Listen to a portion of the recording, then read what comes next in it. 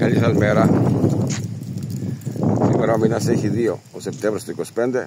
Ήρθαμε να βιντεοσκοπήσουμε το άγαλμα του δασκάλου της κλασικής μουσικής Λεωνίδα Κλάδου, το οποίο καταγωγείται από εδώ. Πλατάνια απέχουν του Φουρφορά γύρω στα τίποτα δεν είναι, 3 χιλιόμετρα. Τόσο μεγάλος δάσκαλος, ο οποίος είχε ζαχαροπλαστείο με παγωτά στις μοίρες, την πρωτεύουσα της Μεσαράς, το οποίο ονόμαζε Λύρα.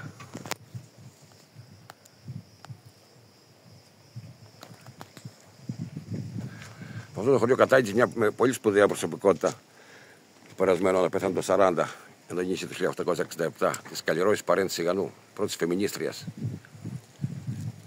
με την εφημερίδα των κυριών. Το Λύκειο Ελληνίδων και η μεγάλη προσφορά κοινωνική της Καλλιρόης, που όταν έφυγε από τη ζωή, φεύγοντας έλεγε ότι αρκετά έσπερα, κάτι το οποίο είχε πει και ο 1898, λίγο πριν το στραγγαλίσουν στον πύργο Νεμπόησα στο Βελιγράδι, ο Ρήγας Φεραίος.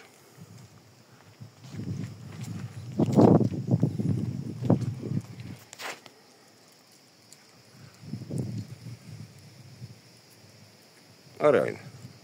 Λύπτης Νεονάκης λέει,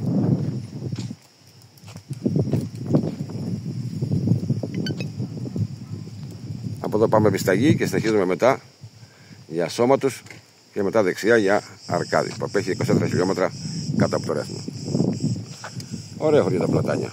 Δροσιά.